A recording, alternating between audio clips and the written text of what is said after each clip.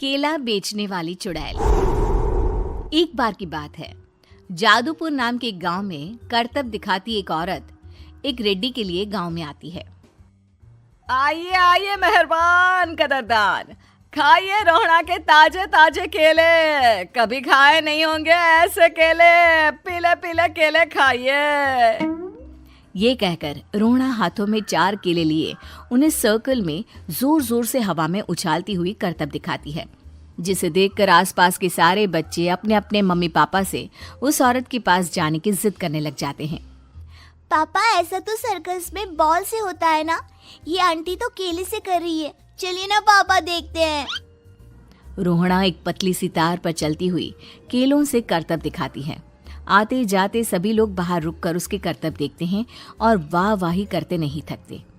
जैसे ही एक आदमी पास आकर उसे पैसे देने लग जाता है, तब वो कहती है, अरे नहीं नहीं साहब, मैं करतब तो बच्चों के मन को बहलाने के लिए करती हूँ। धंधा तो मेरा केले का है। पीछे देखो मेरी रिड्डी, जो भी मेरे केले खाएगा मेरी तरह चुस्त दुरुस्त और तंदुरुस्त हो जाएगा। पता चलता है क्या कि मेरी उम्र 55 की है। अरे पर ऐसे ठंड के मौसम में कोई केला क्यों खाएगा? ये ऐसे वैसे केले नहीं है साहब, ये शरीर में गर्मी देते हैं। ठंड को दूर भगाए जो भी रोहिणा के केले खाए। पापा, अगर मुझे केले नहीं मिले तो मैं घर नहीं जाऊंगी। तभी उसके पापा कहते हैं कि बेटा, केले ठंड में कभी गर्मी नहीं देते। ये सब कहने की बातें हैं, सामान बेचने का तरीका है इनका। पर पिंकी नहीं मानती। मैं केले खाऊंगी। पिंकी की जिद के आगे नत्थू हार जाता है और उसे केले खरीद कर दे देता है। पिंकी खुश होकर केले घर ले आकर खाती है। अब मैं भी करतब करूंगी, कितना मजा आएगा। जादुई केले। पिंकी पहला केला खत्म भी नहीं करती कि वो बेहोश हो जाती है। दूसरे केले से एक काला धुआं आता है और रोहड़ा चुड़ैल बनकर बाहर निकल आती है। मेरे भूतिया केले बच्चे न खाए, ऐसा हो ही नहीं सकता। जादूपुर वालों, कब तक बचोगे? आ गई हूं मैं रोहड़ा, जिसका कोई नहीं कर सकता सामना। रोहड़ा पिंकी को गोद में उठाकर काले धुएं में कहीं गायब हो जाती है। शाम के वक्त नत्थू घर लौटता है और पिंकी को घर में ना पाकर उसकी माँ से कहता है, माँ पिंकी कहाँ है? अरे बेटा, उसे तो तू सुबह करतब दिखाने ले गया था ना, फिर कहाँ वापस आए तुम दोनों? मुझे लगा तू उसे अपने साथ मंडी ले गया होगा। हे भगवान, मेरी बच्ची कहाँ गई? मैं उसे घर ही तो छोड़कर गया था माँ। नत्थू गांव के घर कोने में अपनी बेटी को ढूंढता है, पर उसे वो कहीं नहीं मिलती। परेशान होकर आखिर रो रो कर नत्थू हिम्मत हार कर घर लौट आता है। अगली सुबह रोहड़ा फिर से करतब दिखाने आती है और इस बार पिंकी की तरह रोनी केले खरीद लेता है। 50 रुपए दिए थे पापा ने, सारे पैसों की मैंने केले खरीद लिए हैं। अब मैं भी आंटी की तरह ही करतबबाज बन जाऊंगा। यही सोचते हुए रोनी केले खाता है और पहला अकेला केला आधा खत्म भी नहीं करता कि चुड़ैल उसके सामने आ जाती है। मेरे साथ चलने का समय आ गया है रोनी। ये तो बस शुरुआत है।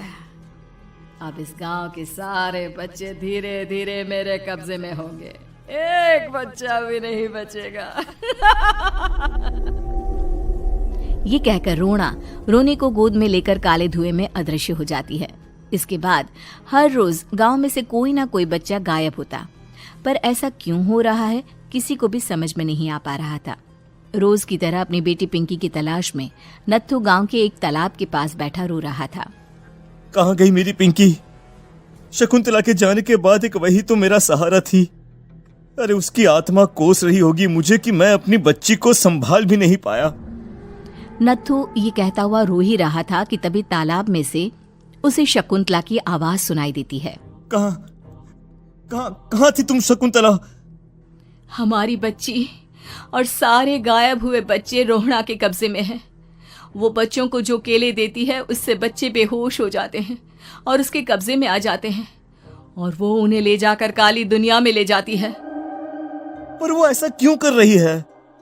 ये मैं नहीं जानती, पर उस दुनिया का रास्ता मैं आपको बता सकती हूँ। जहां ये नदी खत्म होती है वहां एक केले का पेड़ है, उसके नीचे एक दरवाजा है, वहीं से रास्ता जाता है उस दुनिया का। ये कहकर शकुंतला की आत्मा गायब हो जाती है। गांव के सभी लोग झुंड बनाकर उसी रास्ते से काली दुनिया में चले जाते हैं और वहां देखते हैं कि सारे बच्चे वहां काम कर रहे थे। पापा मुझे ले चलो यहाँ से। पापा पापा। सभी बच्चे अपने मम्मी पापा से लिपट जाते हैं। तो तुम लोग यहाँ तक आ गए? क्यों हमारे बच्चों को पकड़ लिया तूने? तुझे शिकार ही बनाना है तो ले, हम सब आ गए हैं, हमें खा ले। नहीं, मुझे बच्चे चाहिए, मेरे बच्चे के बदले तुम लोगों के बच्चे। क्या मतलब? मैं इसी गांव में रहने वाली एक औरत थी। केले की चोरी के इल्जाम में मेरे बेटे को गांव वालों ने इतना मारा कि वो मर गया। उसी दिन मैंने ठान लिया कि गांव वालों का भी वही हाल करूंगी। कुछ दिन बाद बेटे के चले जाने के दुख में मैं भी मर गई और मेरी भटकती आत्मा एक चुड़ैल बन गई। और फिर मैंने बदला लिया तुम सबके बच्चे छीनकर। बर्दाश्त नहीं कर पाए ना, सोचो मुझ पर क्या बीती होगी। हमें माफ कर दो रोना, पता नहीं ये किसकी गलती थी पर हम सभी माफी मांगते हैं। हमारी खुशियां लौटा दो, तुम भी तो एक माँ हो। गांव वालों की बात सुनकर रोना का मन पिघल जाता है और वो बच्चों को छोड़ देती है। उसके बाद काली दुनिया बच्चों के लिए जादुई दुनिया बन जाती है। अब कोई भी कभी भी वहां आ जा सकता था।